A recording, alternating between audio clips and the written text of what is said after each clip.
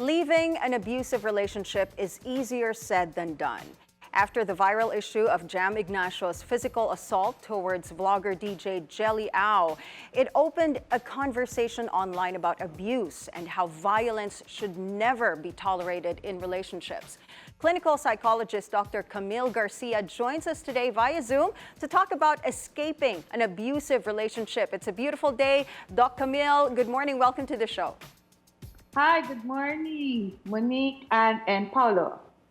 Doc, you know, we see this happening not just in movies, but in real life as well. Men and women in abusive relationships, and they're not leaving. They're staying there for whatever reason. No?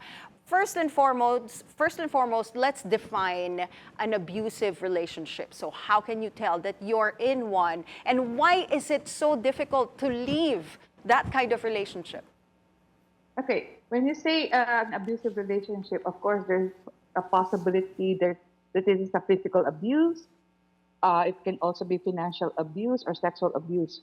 And it is incredibly complex, and there are many intertwined reasons why it can be so difficult. First, there's a possibility of what you call trauma bonding. When you say trauma bonding, the cycle of abuse with periods of violence followed by apologies and honeymoon phases create a strong emotional bond.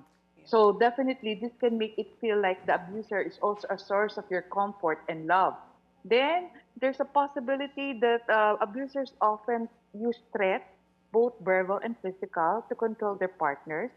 And it erodes a person's self-worth, making them believe they deserve the abuse or that they won't be able to survive on their own.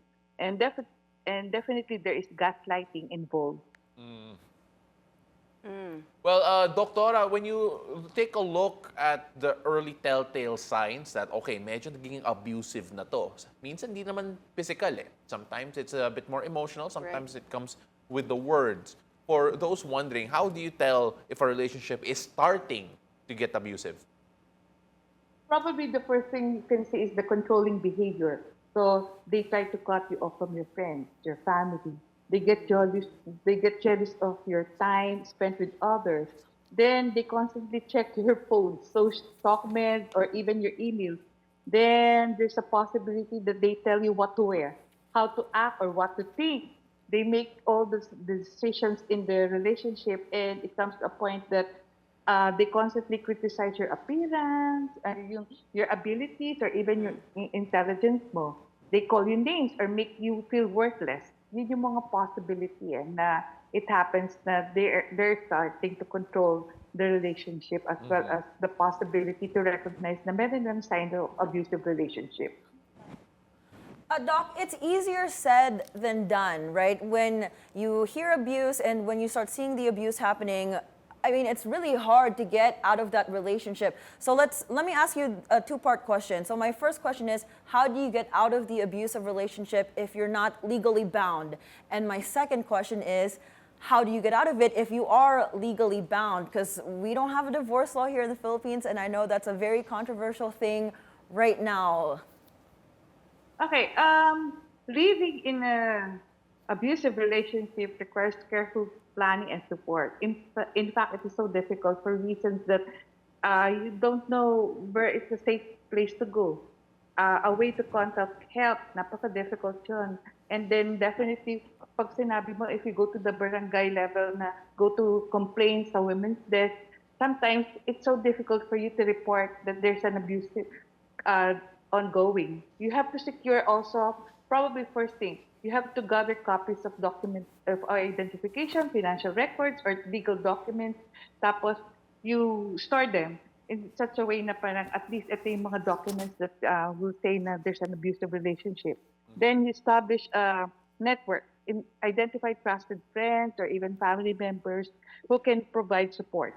Use a code word to signal when you need help. Kasi sometimes it's so difficult kasi pagdating sa ganyan, parang you don't know how to seek yung possible help. Although there are domestic violence hotlines available dito sa Quezon City, we have yung just dial hotline 122. Parang there's already possible help for you. But then it's also difficult. The first thing, you don't know, the shelter and support organizations, yung domestic violence shelters, napaka-difficult para sabihin natin.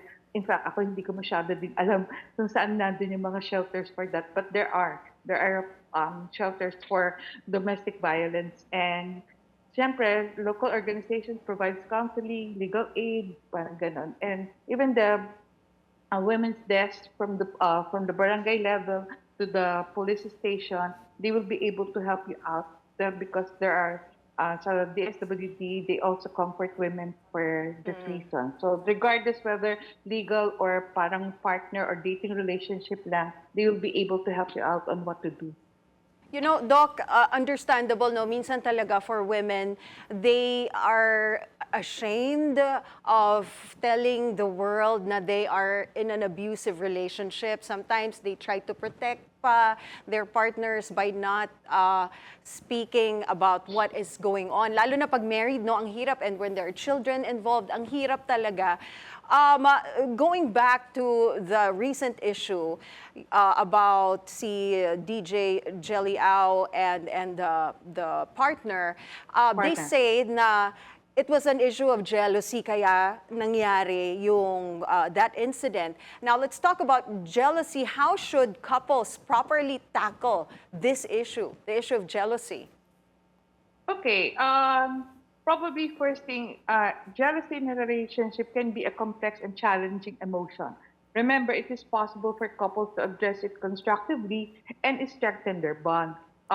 One, there should be an open and honest communication. You have to create a safe space wherein you establish an environment where both partners feel comfortable expressing their feelings. Then, probably for this reason, you have to use the I statements wherein pag you say na, I feel jealous rather than you make me jealous. This helps to avoid blame and defensiveness.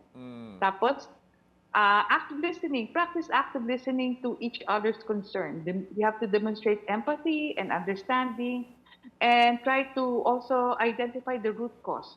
You have to reflect and encourage your partner to reflect on the underlying causes of jealousy. Because is it rooted in insecurity, past experiences, or lack of trust? So understanding the triggers will be able to help you out more or less.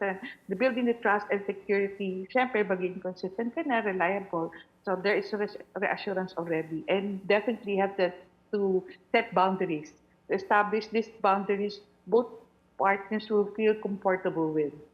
Communication is key, Doc. Right. But then, there are also instances wherein some people, medyo in denial sila that they are in an abusive relationship. Sinasabi lang nila na, ganun talaga siya. Medyo intense o ganun lang talaga siya magsalita kapag galit. But when you hear statements like that, how do you get someone to recognize the fact that they are in an abusive relationship without necessarily saying, uy, you're actually in one? How do you help them see it instead? Okay, one thing, it's so difficult, Paolo, no, for reasons that there are certain individuals, like certain women, na talagang they will even tell na, ako yung to be blamed, Yes. ako yung siguro yung may mali. Yes, So yes. parang it's so difficult for them na para sabihin, parang ikaw yung may blame, ikaw na nga yung physically abused. Kasi naman may black eye ka na lahat-lahat. And then, ganyan pa yung hindi, ako talaga yung may mali. So that becomes yung, this individual is already considered a battered person. And syempre, pagdating sa ganyan, you have to tell this person, oy, kailangan mo na talaga ng tulong. You have to practice not only self-care, pero at the same time, probably you have to seek professional help. Kasi sometimes they don't listen eh. Parang bibigyan mo sila ng options, bibigyan mo sila ng possibility na, oy, you might need counseling, ganun. Ay, hindi.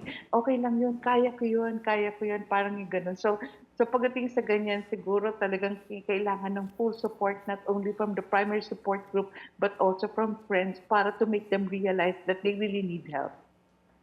You know, Doc, I'm sure some of our viewers, they can relate to this topic, and there will be people who will be so afraid to tell the world about what they're going through and to reach out. But if they do want to reach out to you, how can they get in touch with you, Doc? We have our Facebook page, the Clinic of the Holy Spirit, so they can write what are their concerns. And we have our facility here in Cubao. It's the Clinic of the Holy Spirit, located at number 4 Los Angeles Street, Cubao. Thank you so much, clinical psychologist Dr. Camille Garcia. Thanks for joining us. Thank you.